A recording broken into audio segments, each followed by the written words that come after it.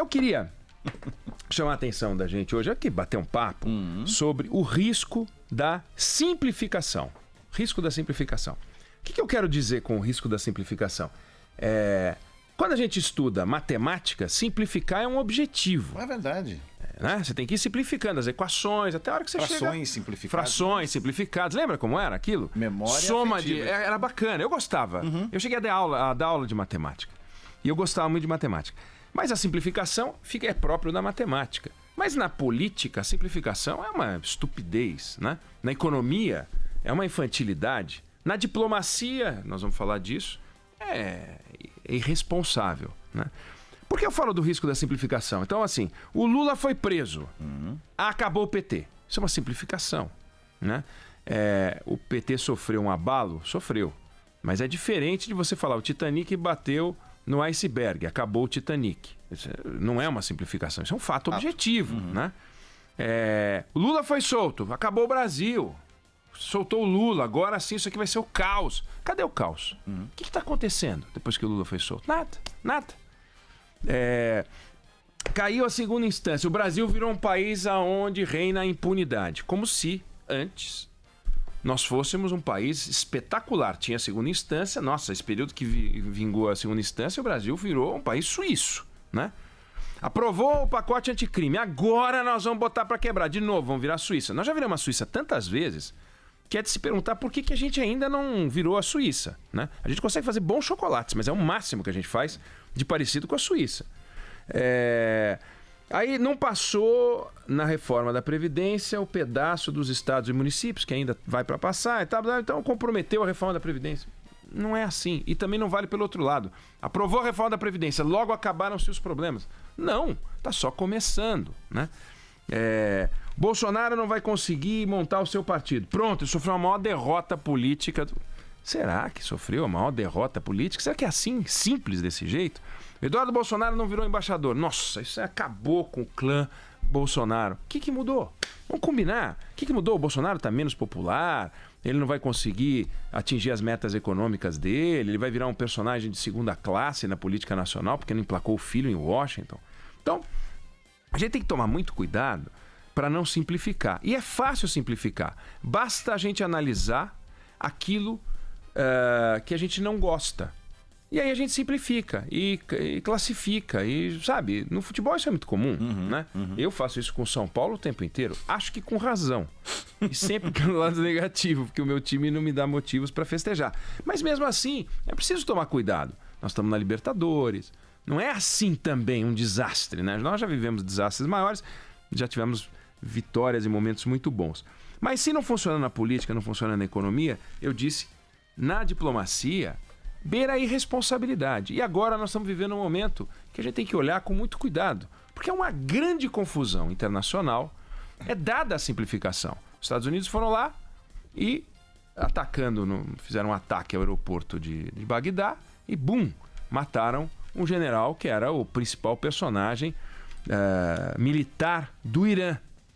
Bom, então agora é o seguinte, o Irã vai retalhar e nós temos a chance de ter a Terceira Guerra Mundial. Quantas vezes, desde o final da Segunda Guerra Mundial, a Terceira Guerra Mundial teria começado diante de episódios específicos, né? Então você teve, por exemplo, um momento que você tinha um conflito em Cuba pesado e que, olha, nós vivemos a oportunidade, e era a Rússia, a União Soviética versus os Estados Unidos. Podia ter sido a Terceira Guerra Mundial ali. A história do botão vermelho, pois né? é. Toda hora para ser apertado. E quem é que apertou o botão vermelho? Né? Então, a gente parte do princípio que os movimentos de guerra são iguais aos movimentos de alerta. E a gente parte do princípio que aquilo que os políticos ou governantes dizem é o que de fato está acontecendo por debaixo dos panos, ou por trás, ou na coxia, né? E não é verdade. O Donald Trump disse em maio, se o Irã quiser brigar, vai ser o fim oficial do Irã. Nunca ameace os Estados Unidos novamente. Ele disse isso em maio, né? Ainda em maio, ele sai do acordo nuclear de 2015. Só que se você voltar no tempo, você vai ver uma história das relações entre Estados Unidos e Irã, que é uma história que vai bater em 1953. ou até antes um pouquinho, se você quiser, né? Quando os Estados Unidos apoiam o Reino Unido para derrubar o primeiro-ministro, que era o Mossadegh. Isso em 53. E olha, demorou para os Estados Unidos toparem apoiar o Reino Unido, porque o Reino Unido produzia o petróleo no Irã, com as empresas britânicas, pagava um dízimo lá qualquer, um royalty qualquer, porcalhão, e aí começou um movimento para aumentar os royalties, os ingleses não queriam pagar mais.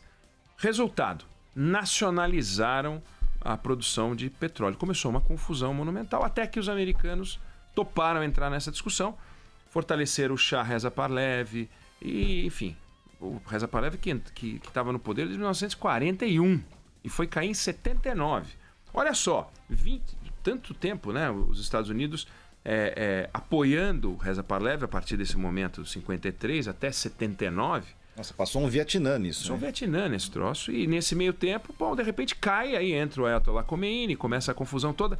Mas é uma história de confronto muito antiga, né? E nunca você teve uma guerra. Nunca você teve uma guerra. Embora você tenha tido vários combates, bombardeios, atentados.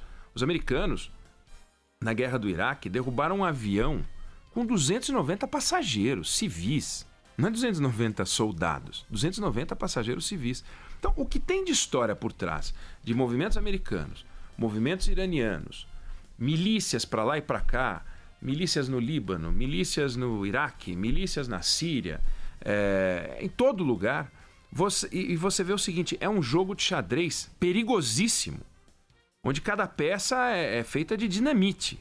Não é um jogo de xadrez daqueles que a gente vê, que o cara aperta um botãozinho. Não, o botãozinho é o vermelho que você falou, né?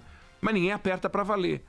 Então, existe uma tensão que não é brincadeira. E quando você fala do Irã, você não está falando do Iraque. Quer dizer, o Iraque, o que é perto do Irã? É nada. É um nada. Só que o Irã é um país de verdade, é um país com 80 milhões de pessoas, é um país com poder bélico para valer.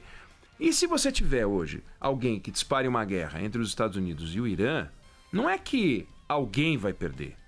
Todo mundo vai perder. Então a gente tem que olhar, eliminando a simplificação, achando que todos os caminhos levam para a guerra. Não, não. Todos os caminhos levam para não guerra. Não que ela esteja descartada. Você não pode descartar nada, mas a não guerra é muito mais provável.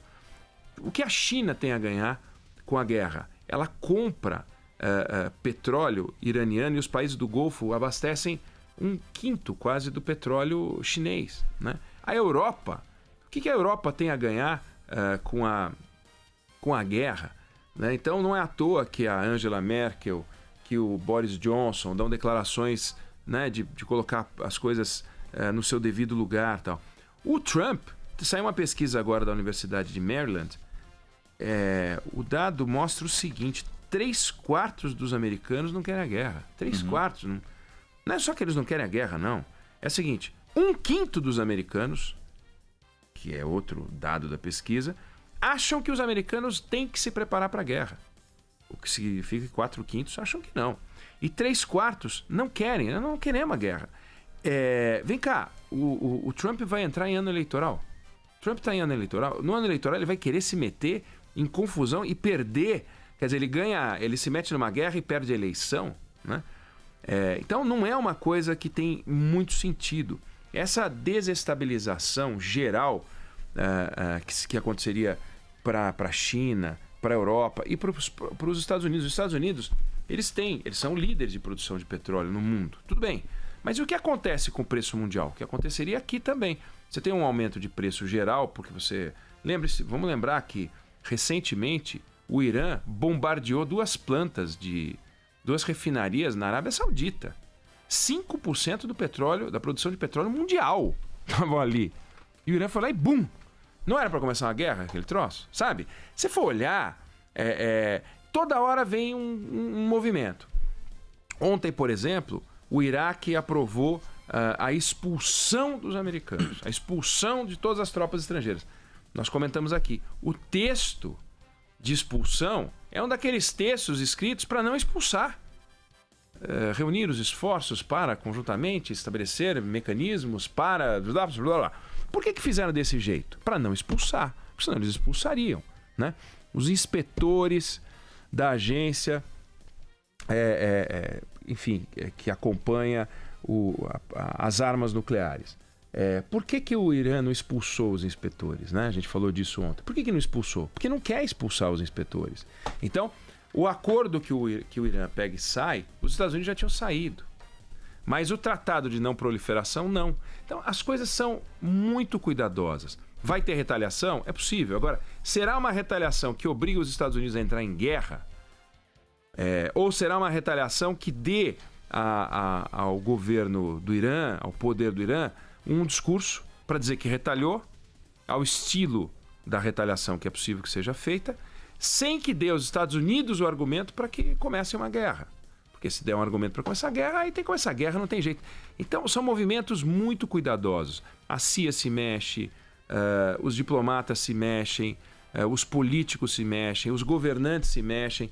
E a simplificação é achar, nós estamos vivendo o momento mais tenso da história mundial. Não é assim, nós já vivemos momentos muito mais tensos. Você acabou de falar da crise dos mísseis em Cuba, foi um momento muito mais tenso. Agora, nós vivemos num mundo em que a gente vê os ataques. Nós vivemos um mundo em que a gente acompanha os ataques. 5 minutos depois que os ataques aconteceram, a gente vê os ataques todos. A gente vê como foram, a gente vê a luzinha brilhando, a gente vê o alvo, a gente vê tudo. São ataques feitos por drone, tudo é filmado, tudo é colocado em rede social, para que o lado que atacou diga que matou, o lado que foi atacado diga que acertaram um hospital, depois eles mostram as imagens e tal. Isso começou na Guerra do Golfo e se intensificou muito com as redes sociais, com a internet, a qualidade do sinal, a velocidade e tal.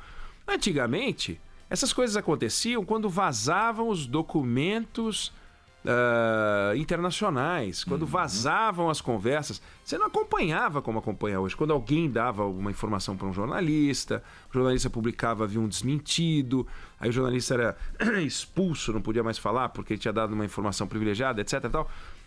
Reservada, privilegiada nunca. Mas isso mudou muito. Então, a informação, a transparência, o excesso de transparência, que é uma virtude, dá a impressão de que excesso de transparência tem excesso também de violência, tem excesso de problemas. Quando, na verdade, são os mesmos problemas de sempre. Ou a gente acha que de 1939 a 1945 a gente viveu um momento mais calmo do que agora, né? Ou pós-45 até o final, Guerra do Vietnã, o início, o que foi o início da Guerra do Vietnã, né? Todos os passos e tudo que se fez para tentar evitar aquilo, e aí em algum momento ficou inexorável. Agora, era o Vietnã. E mesmo assim, olha que caca que deu. Era o Vietnã e os americanos saíram de lá contando corpos. Até saíram cantando vitória, que não aconteceu. Exato. Mas isso com o Vietnã. O Vietnã, que era um país chinfra naquela época. Paizinho agrícola e dividido, né? Agora você pega o Irã e vai brincar. Não dá para brincar. Então, você vê, até pela qualidade das declarações, hoje de novo, aqui na Band News FM, a gente colocou no ar há pouco mais uma declaração do presidente Jair Bolsonaro. E você viu o que ele falou? Fazemos negócios com o Irã, continuaremos a fazer negócios com o Irã, repudiamos o terrorismo, qualquer que seja ele, como se pudesse não repudiar, e não deu uma declaração inadequada. Acabou. Quando o assunto é sério, os governantes sabem até onde eles podem ir. O Trump está naquela linha dele lá.